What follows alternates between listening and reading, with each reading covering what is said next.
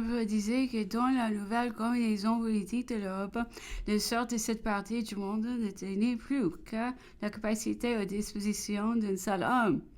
Qui se trouve, disait-il, un empereur de Russie, vaillant, impétueux, capable, en un mot, un tsar, qui est de la barbe au menton, ce qui exprimait du reste beaucoup énergétiquement et le répète à lui. Il peut commencer ses opérations sur le sol à le monde même, à 100 lieues de capitale Berlin, et Vienne, dont le souverain, dont le seul obstacle.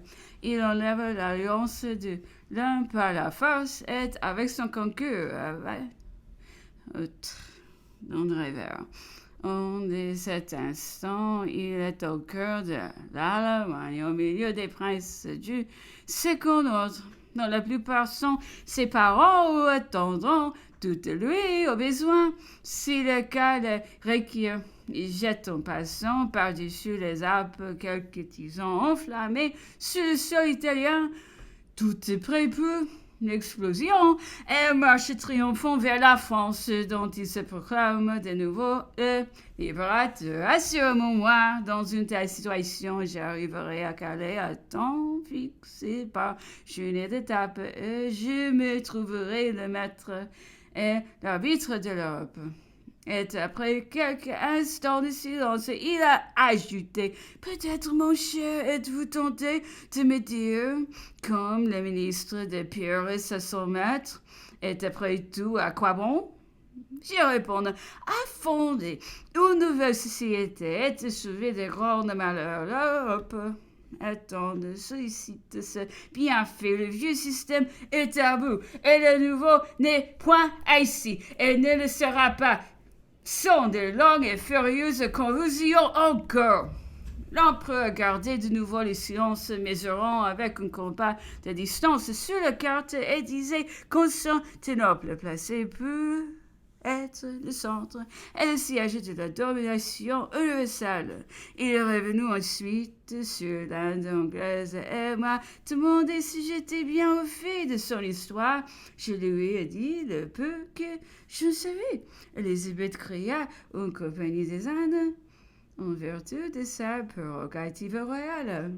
100 ans plus tard, le Parlement en créa une autre bientôt après. Ces deux compagnies qui, se nuisant par leur concurrence, furent réunies dans une même charte nationale. En 1716, la compagnie obtint des souverains de l'Inde la fameuse firma aux chartes indiennes pour exporter et importer sans payer aucun droit.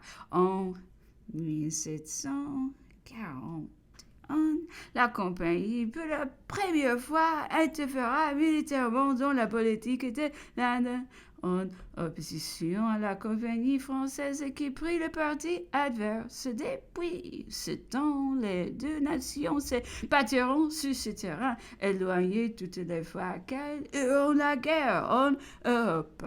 La France eut un moment très brillant dans la guerre de 1740. Elle fut écrasée dans celle de 1755. C'était l'égalité dans celle de 1779 est disparue tout à fait dans celle de la Révolution. Aujourd'hui, la Compagnie des Indes anglais domine toute la péninsule qui compte une population de plus de 60 millions, dont 20 sont ses sujets, 20 autres. Ses tributaires ou ses alliés, le reste se trouve enchaîné dans ce système et forcé de marcher avec eux. Telle est cette fameuse compagnie des Indes, qui se trouve tout à la fois marchande et souveraine, dont les richesses se composant des profits de son commerce et des revenus de son territoire, d'où il résulte que le marchand est souvent puisé pour l'ambition du souverain, et que le souverain combine, ordonne et exécute avec la cupidité du marchand. C'est dans cette circonstance toute particulière, dans ce double caractère, ainsi que dans la nature, le nombre des employés, la distance du théâtre sur lequel on opère, qu'il faut chercher la clef des progrès, des mesures, des tiraillements, des contradictions, des désordres et des clameurs qui composent l'histoire de cette célèbre compagnie. La Compagnie des Indes anglais a été longtemps tout à fait maîtresse et indépendante.